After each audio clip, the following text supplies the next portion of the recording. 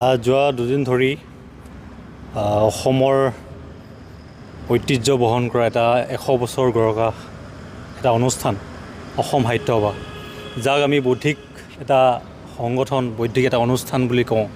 সেই অনুষ্ঠানৰ অসম সাহিত্য সভাৰ সন্মানীয় সভাপতি ডক্টৰ বসন্ত কুমাৰ গোস্বামী ডাঙৰীয়া, তেখেতে যি ধৰণৰ মন্তব্য বিশেষকৈ মিচিং আৰু বড়ো সমাজক লৈ পেলাই, জনজাতি সমাজক লৈ তেওঁ যি এটা মন্তব্য দাঙি ধৰিছে, সেইটো তীব্ৰ আমি নিন্দা কৰিছোঁ আৰু গৰিহণাযোগ্য।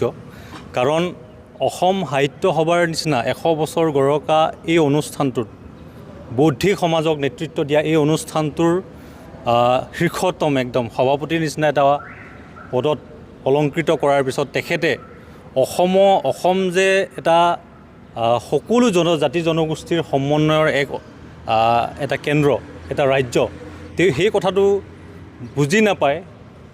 তেওঁ এটা সভাপতিৰ নিচিনা এটা পদত কেনেকৈ তেওঁক আসনত অধিষ্ঠ কৰিছিল, সেইটো আমি এটা সন্দেহৰ চকুৰে আমি চাবলৈ বাধ্য হৈছোঁ। কাৰণ এই জনজাতি সমাজ, বিশেষকৈ মিচিং বড়ো জনজাতিক লৈ পেলাই অসমীয়া সংস্কৃতি কেতিয়াও গঢ় লৈ উঠিব নোৱাৰে। যদিহে তেওঁ ভাবিছে যে মিচিং বড়ো সমাজক বাদ দি পেলাই অসম বা